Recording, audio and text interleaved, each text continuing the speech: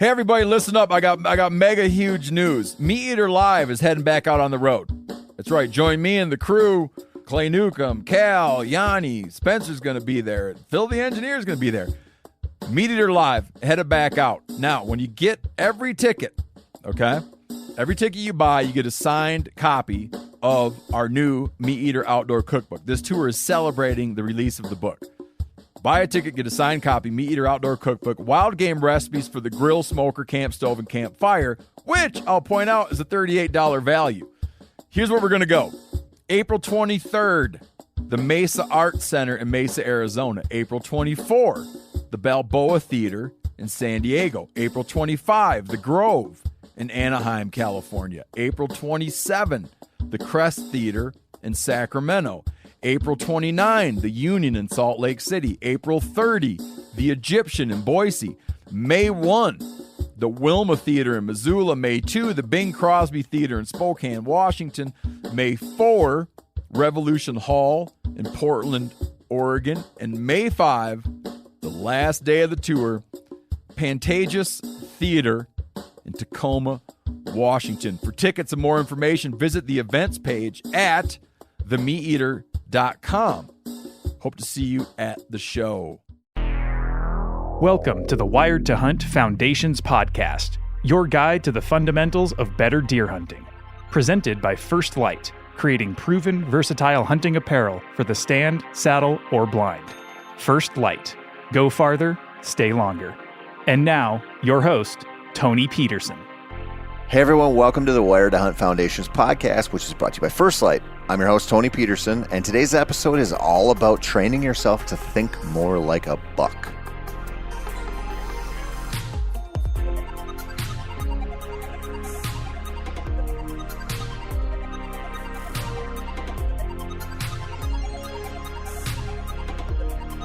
When your job every week, consists of creating content, and you're not a guy like Mark Kenyon who thinks butterflies are the coolest thing ever, and you just lean into that even though the audience couldn't care less about monarchs, you just find inspiration in weird places.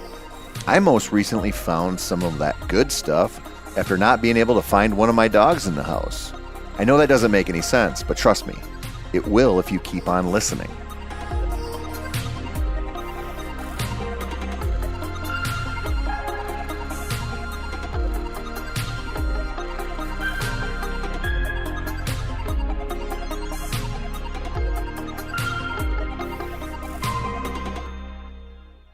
My wife doesn't drink a whole lot, but occasionally she'll tie one on.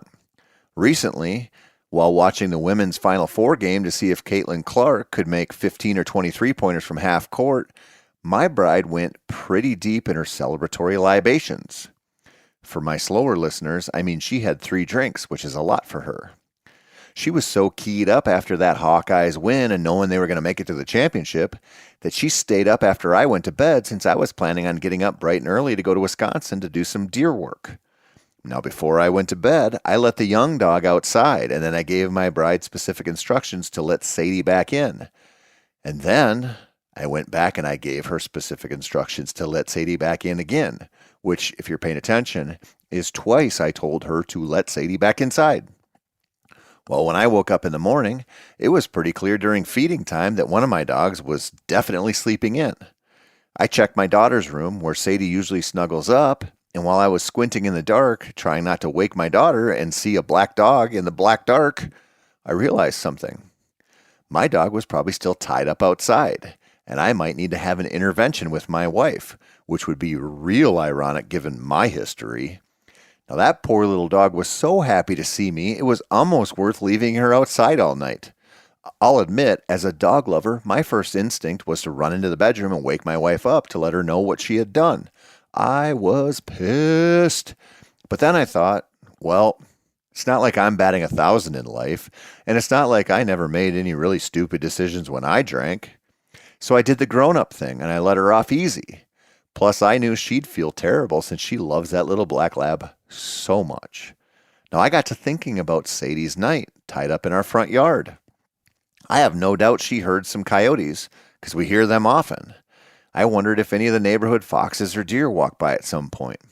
I wonder what she smelled throughout the night, sitting there in the dark, wondering why she got stuck with such shitty owners. Now, that got me thinking about a fellow I interviewed a few years ago when I had a podcast dedicated to dogs. The show was about a guy down in Texas who trains dogs to sniff out endangered sea turtle nests so they can help the little turtles hatch and survive the journey into the ocean. Now, that trainer also adopts quite a few dogs, including dogs that are blind or deaf, or in a couple cases, both. Now, I asked him how he trained a blind and deaf dog, and he said, well, with a lot of treats, which makes sense.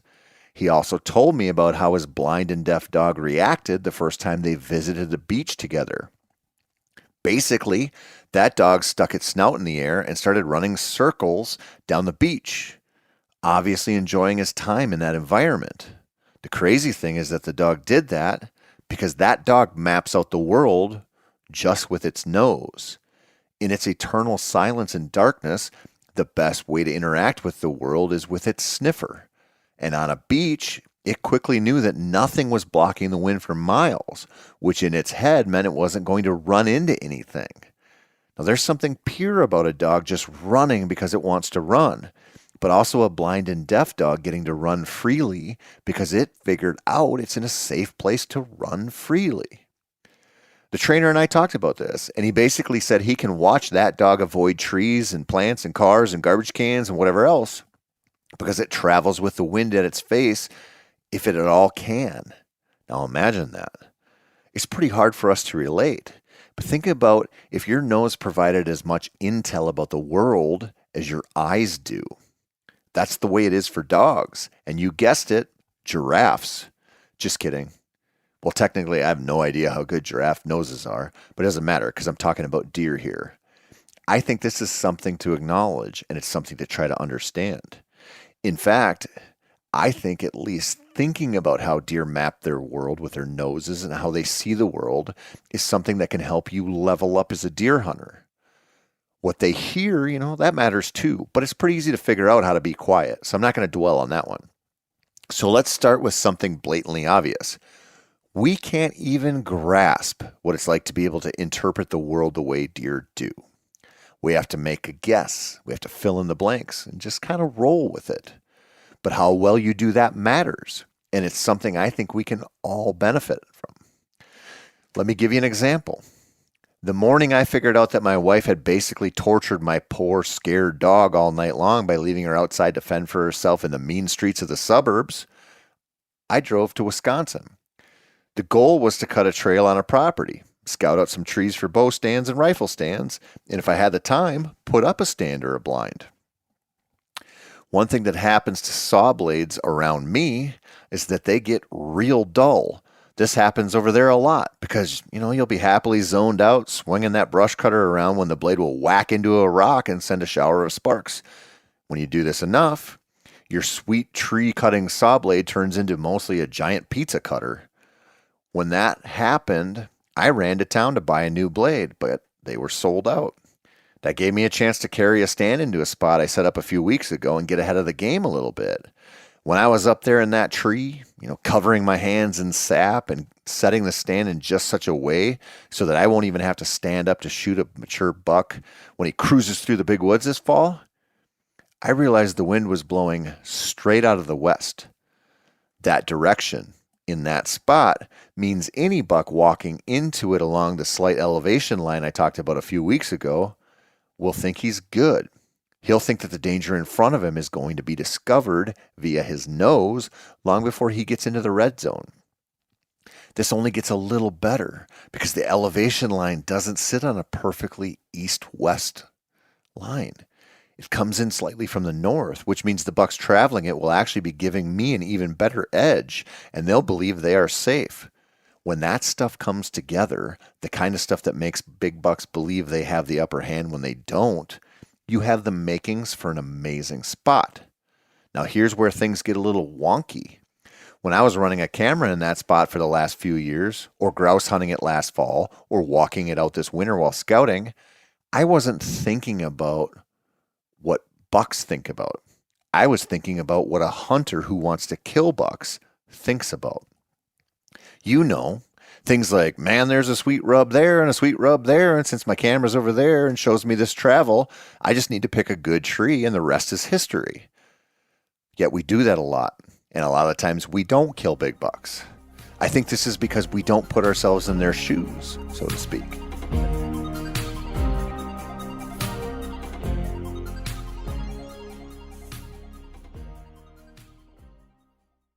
Hey everybody, listen up. I got mega huge news. Meat Eater Live is heading back out on the road. That's right. Join me and the crew. Clay Newcomb, Cal, Yanni, Spencer's going to be there. Phil the engineer's going to be there. Meat Eater Live headed back out. Now, when you get every ticket, okay? Every ticket you buy, you get a signed copy of our new Meat Eater Outdoor Cookbook. This tour is celebrating the release of the book. Buy a ticket, get a signed copy, Meat Eater Outdoor Cookbook, wild game recipes for the grill, smoker, camp stove, and campfire, which I'll point out is a $38 value. Here's where we're going to go. April 23rd, the Mesa Arts Center in Mesa, Arizona. April 24, the Balboa Theater in San Diego. April 25, the Grove in Anaheim, California. April 27, the Crest Theater in Sacramento. April 29, the Union in Salt Lake City. April 30, the Egyptian in Boise. May 1, the Wilma Theater in Missoula. May 2, the Bing Crosby Theater in Spokane, Washington. May 4, Revolution Hall in Portland, Oregon. And May 5, the last day of the tour, Pantages Theater in Tacoma, Washington. For tickets and more information, visit the events page at themeateater.com. Hope to see you at the show. We don't think about how walking through the woods for them is a matter of life and death. Now, I realize at any given moment, you or I could be strolling down the sidewalk listening to German death metal on our earbuds when a bus could veer off course and pancake us right into the side of a Quick Trip. But we don't fear that kind of thing a whole lot. You know, we know it's possible, but not very likely. A big buck walking through the woods knows that he could run into a hunter, two-legged or four, and that when he does, it's highly likely his life is in danger. What probably reinforces this a hell of a lot is that he can also smell when predators have been through in the last few days. The entire world of scent is a matrix of animals and plants coming together in his environment. For him to travel a certain elevation line, at least a lot of the time, he's going to want to do it when his nose could save his ass. It's actually pretty simple. And while I realize they don't always follow the rules, especially when it's the rut, I believe they follow those rules a lot. I think they're far more aware of us than we'd like to believe. And a way to bridge this gap is to try to think like a deer. Now, I know this probably sounds a little crazy, but hear me out. Nature is on a survival mission, and there are two ways creatures survive. One is the obvious way, which is that they don't die if they can help it. The other is by passing on their genes, so that even when they are dead and gone, some part of them is still out there on the landscape, giving a new generation of hunters hope. We don't think about our own survival a whole lot because we don't have to. We have the luxury of not fretting over getting killed at any given moment. We don't have to look at the woods as a source of total danger, but instead a source of enjoyment. What we hunt doesn't have that same luxury, and it matters how you think about that. Take bed hunters like Dan Infalt, for example. A guy like that isn't just trying to figure out where a big buck beds on a high spot in a swamp. He's trying to figure out why. On the surface level, I guess we could say every big buck bed is in a spot where big bucks think they are safe. But that only works if you ignore all of the other conditions. That big buck bed on the edge of a swamp in Louisiana or Georgia might be ideal for some type of south wind. But what if a cold front blows in and the wind switches to the north? Is the bed still as valuable? Probably not. You see, when we think of wind and conditions, we think about how favorable they'll be to us. We have stands that are ideal for south winds or west winds or whatever. But what does that mean to the deer? It might mean they have to give up some degree of danger detection to travel to or through your spot. And that means that some big old mature deer just aren't going to go there. The risk reward is out of whack for them. So while we know what's best for us, that doesn't really matter. Imagine their thinking on this. However whatever level they can reason to, I guess. They know they want to go somewhere to drink or fill their belly or sniff a doe's butt. That's great. But they know getting there is the real battle. And if they can't map the unseen world in front of them with their noses, some deer aren't going to make that move in daylight because it's just not worth it. They also know that if they can use their nose first, they will. Instead of poking their head out into a wide open field, they'll most likely scent check it from the safety of the cover first. When hunters understand this part of the game, they really start to understand how to use it against deer. This is part common sense and actually part visualization. Take a random rub in the woods, for example. Let's say you stumble across it while running and gunning for turkeys.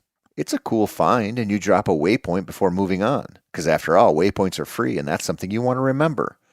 But what's better than doing just that is to stop and take a long look around. An actual 360-degree view. You know which way the buck was standing by the way he rubbed the tree. So you can place him there in your mind. Now ask yourself, where did he come from? Ask yourself, where's he likely going? If he traveled to this tree in the same direction he made the rub, what wind would have been best for him to make that move? Why would a buck think he was safe to do that, especially if you believe he did it in the daylight? Where else did he leave clues for you? What does it all mean in the grand scheme of things? And by that I mean, what other info do you have about the area and potentially that buck? Did you get any trail camera images of a big one around there last year? When? Did you find a big old bed on a bench 100 yards away? Did you get down into that bed and take a long look around? Can you see the rub from the bed or not? Where is the nearest destination food source? And how would a buck go from there to that bed? Why does he feel safe there? And how can you make him unsafe without letting him know you're onto him? I know I'm throwing a lot of stuff your way, but there's something I want to highlight here. If you think about what a buck might be thinking about, you start to be able to predict when he might move and where. You'll mostly get it wrong, but this is a learning process, and that's okay. The best hunters are built upon a foundation of countless mistakes. Thousands of them, if you stick with this stuff long enough. But over time, you start to realize why bucks choose the beds and the trails and the staging areas they do. They're not random. They're their best spots for survival. That's it. This is something that is largely subdued with low-pressure deer, which is why they are just so much easier to hunt. The more pressure the deer get, the more likely they are to make their daily decisions around not taking unnecessary risks. By the way, old does are masters of this too. If you can figure out a way to consistently get in range of old does, especially old does with fawns, you can figure out a way to get around mature bucks. We don't talk about that aspect enough, but I believe it in my heart. Outwitting old deer is outwitting old deer, whether they have antlers or not. Think about this as you're out there, maybe wrapping up your winter and spring scouting efforts, or more likely, poking around the woods trying to shoot a gobbler. The tracks you find in the mud that show a big deer walk through last night, they offer you a chance to think about the why of it all. The buttonhead crew of bucks leaving the alfalfa and jumping a fence to go into the woods while you stare at some turkey decoys, they're telling you a lot too. Ask yourself which way the wind is blowing. Ask yourself, why would they cross there and not somewhere else? Where are they going? Where will they go when they get up to leave their beds later in the day? What are they thinking about? I know that seems dumb. Mostly because it's easier for us to think about them subconsciously making decisions and not deliberating on the pros and cons of jumping the fence where it sags or slipping between the strands in a different spot. We just think they don't think like us, which is probably true.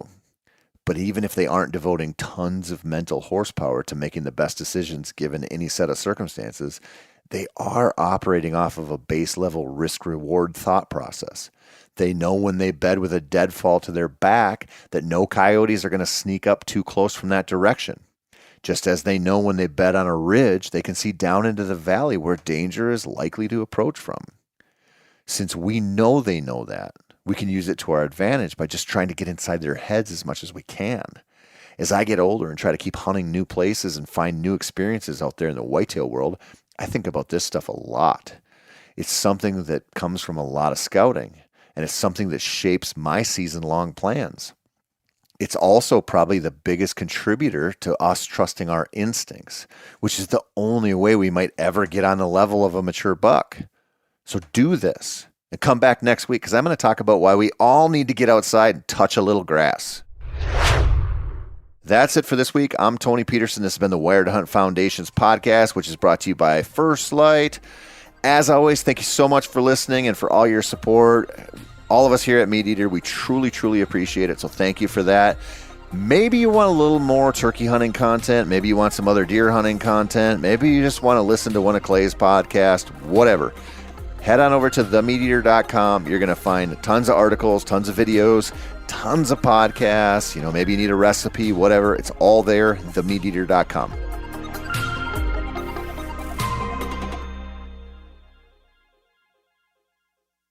Hey everybody, listen up. I got mega huge news. Meat Eater Live is heading back out on the road. That's right. Join me and the crew. Clay Newcomb, Cal, Yanni, Spencer's going to be there. Phil the engineer's going to be there. Meat Eater Live headed back out. Now, when you get every ticket, okay? Every ticket you buy, you get a signed copy of our new Meat Eater Outdoor Cookbook. This tour is celebrating the release of the book. Buy a ticket, get a signed copy, Meat Eater Outdoor Cookbook, wild game recipes for the grill, smoker, camp stove, and campfire, which I'll point out is a $38 value. Here's where we're going to go. April 23rd, the Mesa Arts Center in Mesa, Arizona. April 24, the Balboa Theater in San Diego. April 25, the Grove in Anaheim, California. April 27, the Crest Theater in Sacramento. April 29, the Union in Salt Lake City. April 30, the Egyptian in Boise. May 1, the Wilma Theater in Missoula. May 2, the Bing Crosby Theater in Spokane, Washington. May 4, Revolution Hall in Portland, Oregon. And May 5, the last day of the tour, Pantages Theater in Tacoma, Washington. For tickets and more information, visit the events page at themeateater.com. Hope to see you at the show.